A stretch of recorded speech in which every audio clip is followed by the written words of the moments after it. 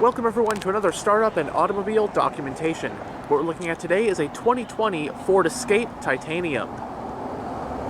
This Escape is painted in rapid red metallic tinted clear coat.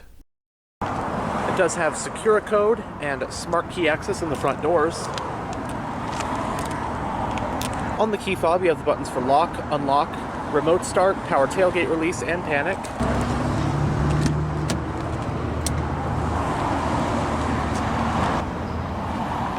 The front door panels have storage with bottle holders. It does have a premium B&O sound system. And you have power windows, locks, and mirrors, as well as 3-person memory settings for the driver's seat.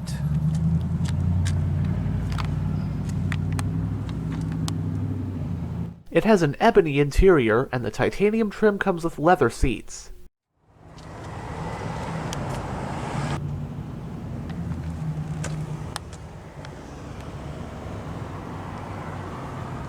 Both front seats are fully powered, and the driver does get a 2-way power lumbar support.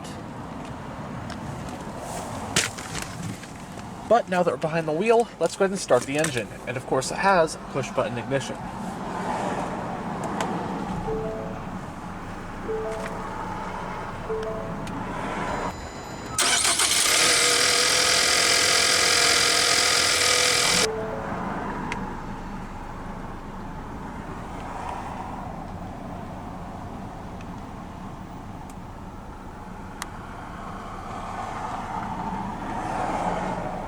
The Ford Escape has been a longtime staple of the white-hot compact crossover class, going head-to-head with other established rivals like RAV4 and CR-V.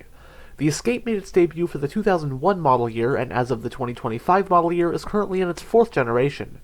While the Escape has always been a unibody SUV, the first 2 generations had a very boxy, rugged, old-school SUV shape to them, with generations 3 and 4 switching to a more mainstream, modern, car-like crossover appearance. This 2020 model represents the Escape's 4th and as of 2025 current generation, which made its debut for the 2020 model year. The 4th gen Escape rides on the Ford C2 platform, which is shared with other compact crossovers like the Ford Bronco Sport and Lincoln Corsair, as well as the Ford Maverick compact pickup. It comes in fully gas-powered, hybrid, and plug-in hybrid form.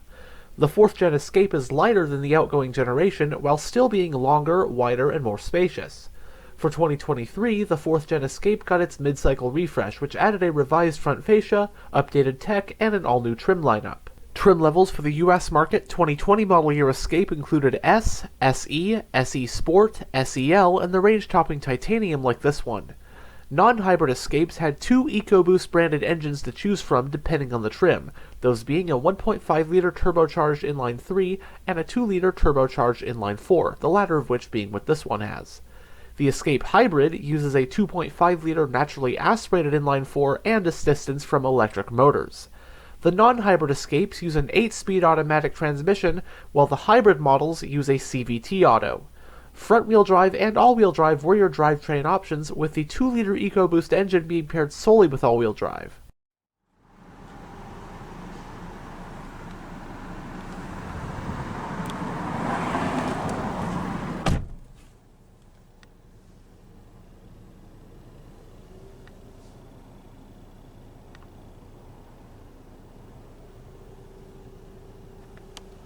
So it has a fully digital instrument cluster, which can be gone through via these controls on the steering wheel. And it also has a heads-up display. So under adjustment, can change the position of it, also change the brightness, and then the actual content on it as well, as you can see. But as for the digital gauge cluster itself, you have a main menu system. So you have a calm screen, average fuel economy, trip computers, an eco coach to show you how economically you've been driving, tire pressure. Seatbelt is very nice. It'll tell you exactly who does or doesn't have their seatbelts on. Then back to that calm screen, and then you hit this button. You can configure what screens are available that you can scroll through. Then you can even change your audio sources. You can even enter a navigation destination from here. Phone info, and then all sorts of display settings. This display itself will also change what it looks like depending on your drive mode. So just for example, we'll put it into the sport mode. Looks like that. It has a 3-spoke design, heated, leather-wrapped, multifunctional steering wheel. It does have sport grips. And as for controls, first on this side you'll find your adaptive cruise and just cruise controls. You have your following, distance, lane centering assist, as you can see. Then you have your mute and volume for the radio. Then on this side, again, you have your information display controls, then your seek track, and also have your voice command button and Bluetooth phone controls. And there are also paddle shifters to manually shift the transmission. The steering wheel is tilt and telescopic. You can power operate the rear tailgate, headlight switch, panel dimmer, climate vent for the driver. On this side you find your high beam and turn signal stock. You can also toggle your lane keeping system. Then on this side you'll find your wiper stock, and I believe this does have auto rain sensing wipers, which is always nice. So going down the center of the interior, right here is your whole touchscreen interface for your infotainment system. We'll go over this system more in a bit. Some physical radio controls, your volume power tuning knob, seek track, as you can see, that kind of stuff. Your hazard light switch, central climate vents, your passenger airbag indicator right here. You do have dual zone automatic climate controls with your temperature on either side, power, dual mode. Then you have your front and rear defrosters, different zones, 3 stages of auto mode, fan speed. Then you also have the controls for your 3-stage heated front seats and your heated steering wheel. You have some storage down here with a 12-volt power outlet and a USB-A port. You have cup holders right here and a rotary style gear selector. Entering reverse does reveal a backup camera with guidance lines. It also brings up your parking sensors.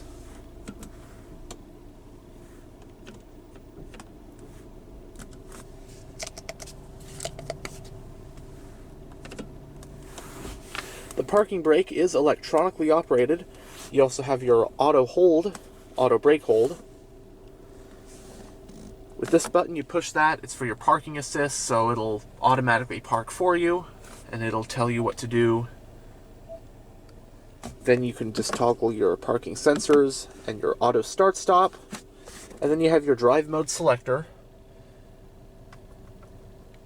So your drive modes are normal, eco, sport, slippery, deep snow and sand, and back to normal. But you have a center console with a USB-C port.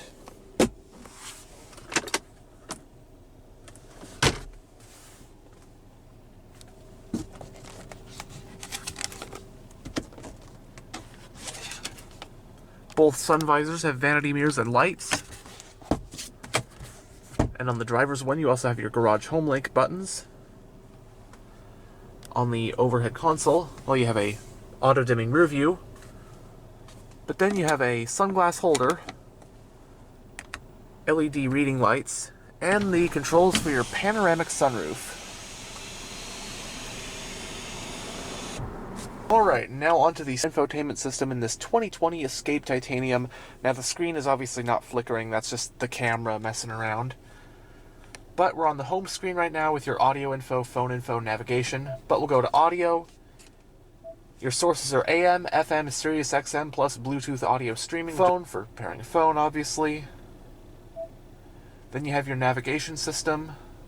Pretty responsive screen. 3D view or 2D view. Your traffic list, view the route. And then, of course, your points of interest. Under apps, you can connect a Bluetooth device, find mobile apps, and then under SiriusXM Travel Link, you have quite a lot of stuff here if you have a subscription, so you can bring up your local weather, local movie listings, nearest theaters, local fuel prices, nearest fuel stations.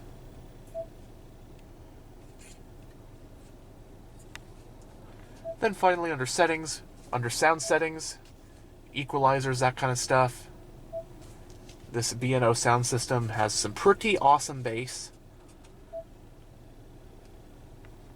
Clock settings, and again, lots and lots of different settings. But like under driving assistance, you can do your adaptive cruise, lane keep assist, pre-collision alert, all that kind of stuff, cross-traffic alert. You even have ambient lights.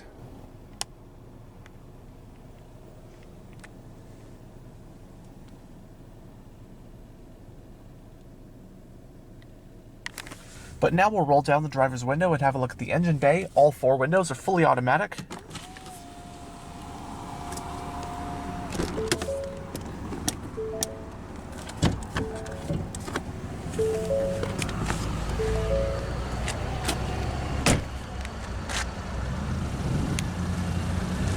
This titanium rides on 19-inch machine-faced aluminum rims with dark tarnish painted pockets.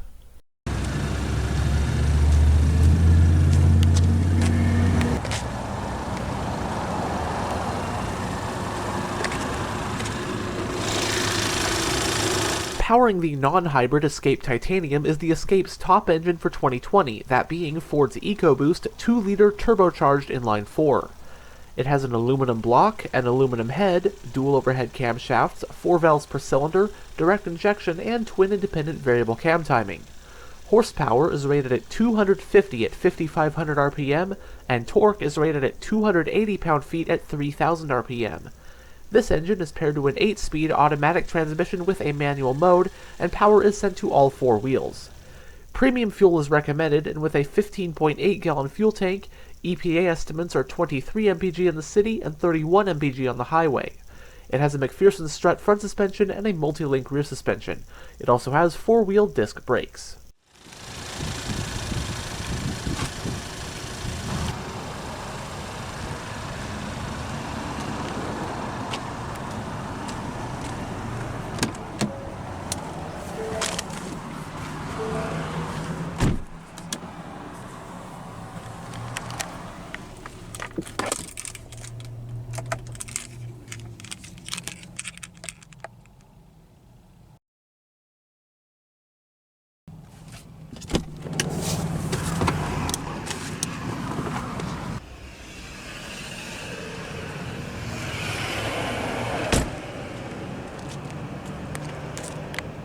The fuel door is on the driver's side.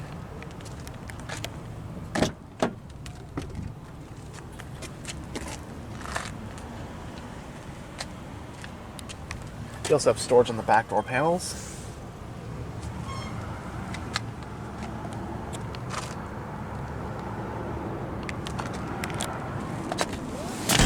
(60/40) split folding rear seats.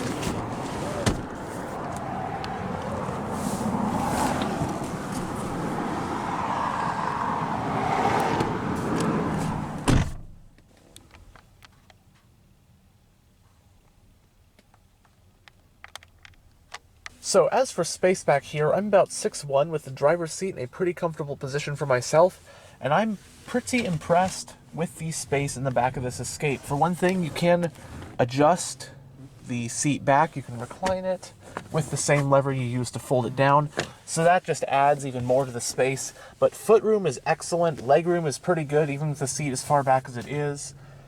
Headroom, I still have a pretty good amount of headroom even with the panoramic sunroof. So it's a very comfortable back seat. This is, of course, a very, very, very popular class. The compact crossover, the Ford Escape, the Toyota RAV4, Nissan Rogue. I mean, very, very popular class. And these automakers, they know how to take this relatively small footprint and make it a very spacious vehicle to where, even though this is considered compact, still a very spacious vehicle, all things considered. Especially on the interior, just to have people riding around back here. Very comfortable back seat. And as for back seat passenger amenities, well, you have a map pocket on the front passenger seat. You also have your own set of climate vents, along with a household-style power outlet. Then have a folding center armrest with 2 cup holders. your own little reading lights back here, along with grab handles and coat hooks. And this titanium trim level, very well equipped. Now, I did notice that this one does not have cooled seats, but besides that, I mean, it's pretty loaded out. I mean, you got your full-on, nice navigation screen, power heated front seats, panoramic sunroof, adaptive cruise control, all the nice, safety amenities, a premium sound system. Very well equipped, plus all-wheel drive. Very, very well equipped, just all-around vehicle is this Escape, in my opinion.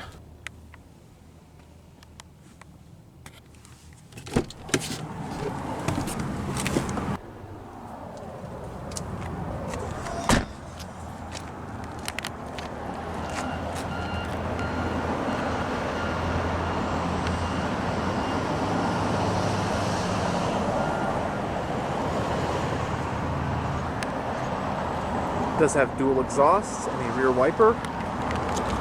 And on the titanium, you get a power tailgate.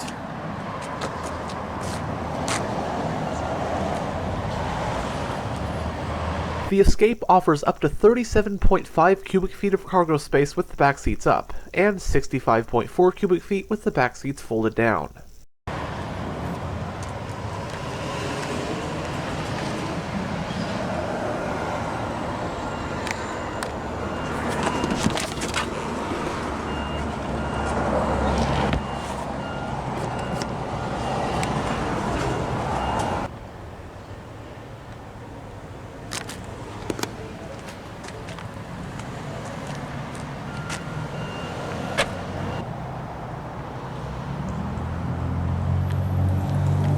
Anyhow, thanks for checking out this tour of this 2020 Ford Escape. And as always, stay on the lookout for future tours.